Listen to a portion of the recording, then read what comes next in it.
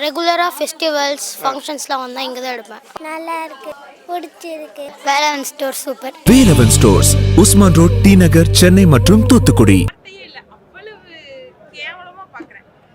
இத்தனை ஆண்டு கால அரசியல்ல அவங்க என்னமா இப்ப அப்பா சொல்றாங்கல்ல, இந்த நிலத்திலேயே அரசியல் அப்படிங்கிறது நாம் தமிழர் கட்சி தான் அப்படி. அது உண்மையாயிருச்சு. இதுவே ஒரு பெரிய எடுத்துக்காட்டு.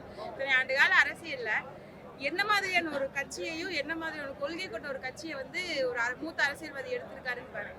அவங்க அரசியல்வாதிகளே இல்லை, அரசியல் ஜாதிகளா தான் பாக்குறேன். அதாவது இந்த மாவீரனுக்கு வந்து ஒரு ட்விட்டர் பக்கத்தில் வந்து ஒரு இது போட்டிருக்காரு விஜய்.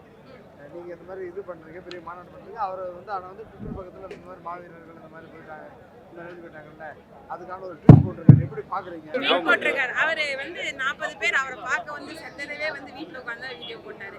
அதனால அவர் இதையும் வந்து ட்வீட் போடுறதை பற்றி எனக்கு அது ஒன்றும் பெருசாக வந்து பாதிக்கல, ஆச்சரியப்படுத்தலை. அவர் அவ்வளோதான் வரும்.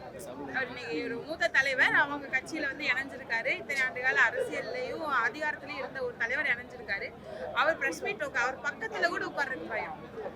நான் கூட இப்போ வரும்போது ட்விட்டரில் ஒரு ஆதங்கத்தை ஒரு வீடியோ போட்டிருந்தேன். என்னன்னா, உங்கள் தலைவரை நீங்கள் உங்கள் தளபதியை உங்கள் தலைவரை வீட்லேயே வந்து ஒரு பச்சை குடிச்சு கட்டி உள்ளே உட்கார வச்சு ஃபோன் ஒன்று கையில் கொடுத்துருங்க, அவர் குடிச்சுக்குள்ளேயே உட்காந்து வீடியோ போட்டுட்டு இருக்கட்டும்.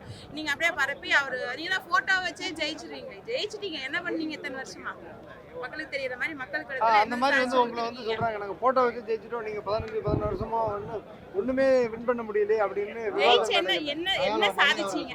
ஜெயிச்சு என்னத்தை செஞ்சீங்க? எனக்கு செஞ்சு கிழிச்சிங்க அப்படின்னு தான் கேட்கணும். அவ்வளவு வெறி என்ன செஞ்சிருக்கீங்க? எங்ககிட்ட கவுன்சிலர் இருக்காரு, உங்ககிட்ட ஒண்ணுமே இல்லை, என்ன பண்ணீங்க?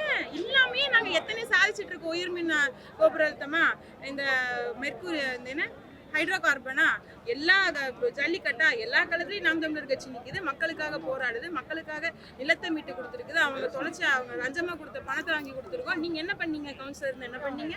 அப்ப திமுக தான் கவுன்சிலருக்கு பயன் கிடையாது. இருந்து என்ன? ராஜேந்திரன் முன்னாள் ஊராட்சி மன்ற தலைவர், அவங்க தொலைச்சிட்டு போயிட்டீங்க, மேடையின் அருகாமையில் இருக்காரு, அவரை வந்து பத்திரமாக கூட்டு போவோம். குறிப்பாவே இது தேர்தல் காலங்களில் வந்து வேட்பாளரை மிரட்டுற ஒரு சம்பவம் இருக்குது. அதாவது அந்த மாதிரி மிரட்டல் வந்து எப்படி சமாளிப்பீங்க? நம்மளெல்லாம் யாரும் மிரட்ட மாட்டாங்க. என்ன இப்போ கெஞ்சுவாங்க, மிரட்டலாம் மாட்டாங்க. மிரட்டான பயப்படுறால நம்ம. அதனால உள்ளூருக்குள்ளே கெஞ்சிட்டு தான் இருக்காங்க. தயவு செய்து ப்ளீஸ் நீங்கள் எதுவும் பண்ண வேண்டாம். நீங்கள் எங்கள் கட்சிக்குலாம் கடைசி எங்கே நின்றுட்டாங்கன்னா, நீங்கள் களத்துக்கு போகாதீங்கன்னு வந்து நின்றுட்டாங்க. எவ்வளோ வேணாலும் தரோம், நீங்கள் வந்து இருங்க விழுங்க எல்லாம் பண்ணுங்க, ஆனால் களத்துக்கு போகாதீங்கன்றாங்க. அப்போ நமக்கு என்ன தோணுது? தினம் போடணும்னு தோணுது, காலையிலையும் போகணும், சாயந்தரமும் போடணும்னு தோணுது. அவங்களுக்கு தெரியும் நம்ம பேரம் பேசக்கூடிய ஆட்களோ இல்லை சோரம் போடக்கூடிய ஆட்களோ நம்ம இல்லை. மிரட்டினாங்கன்னா அது ப்ளீஸ் ஹெல்ப் மீ அப்படின்ற மாதிரி தான் மிரட்டணும்.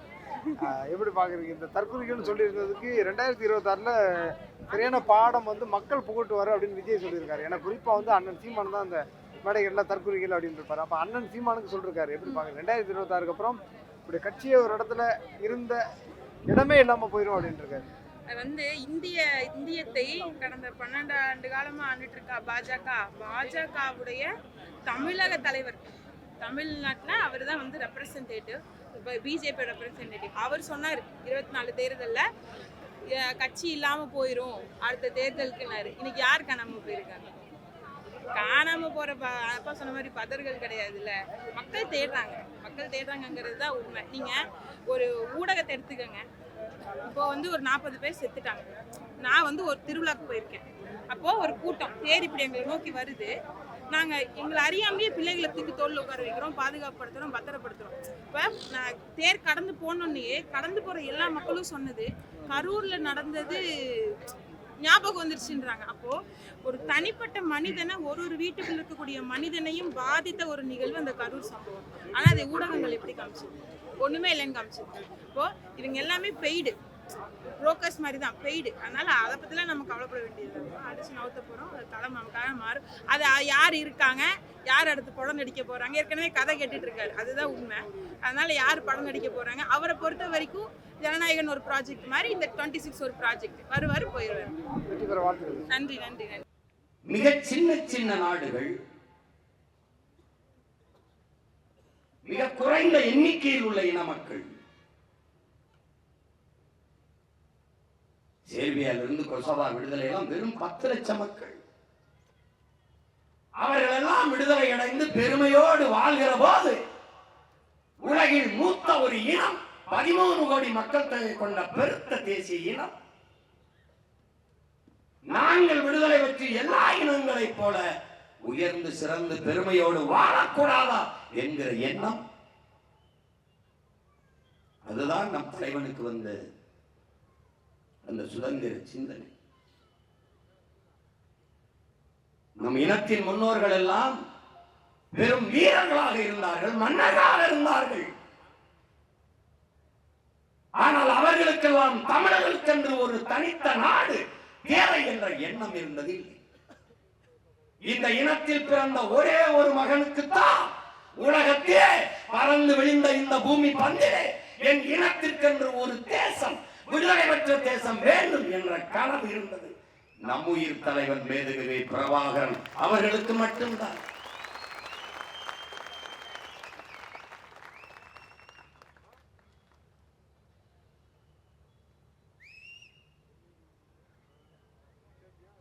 உரிமை என்பது, சுதந்திரம் என்பது உயிரினும் மேலானது என்ற புரிதல் அவருக்கு இருந்தது. உயிரை இழக்கலாம், அது தனிப்பட்ட ஒருவனுக்கான இழப்பு.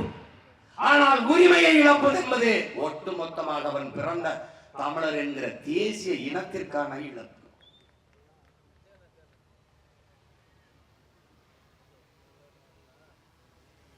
அதனால்தான் உரிமையை இழக்கலாம், உயிரை இழக்கலாம், உரிமையை இழக்கலாமா என்ற முழக்கத்தை முன்வைத்தார்.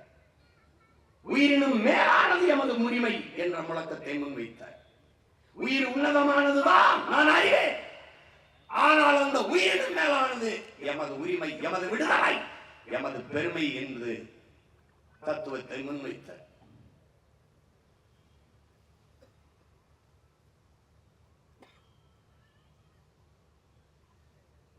அவன் ஒன்றும் மன்னன் இல்லையே, மந்திரியோ மந்திரியின் மகன் இல்லையே. அழைத்த உடனே மக்கள் வருவதற்கு சாதாரண குடிமகன் அடிமை வாழ்விலும் உரிமை சாவு மேலானது என்ற முழக்கத்தை முன்வைத்தவுடன் எத்தனாயிரம் வீரர்கள் அந்த ஒற்றை மகனின் கண்ணசைவுக்கு கைவிரல் நீட்டிய திசையில் பாய்ந்து களத்திலே மாண்டார்கள் என்பதை மாட தமிழ் மக்கள் எண்ணி பார்க்க வேண்டும்.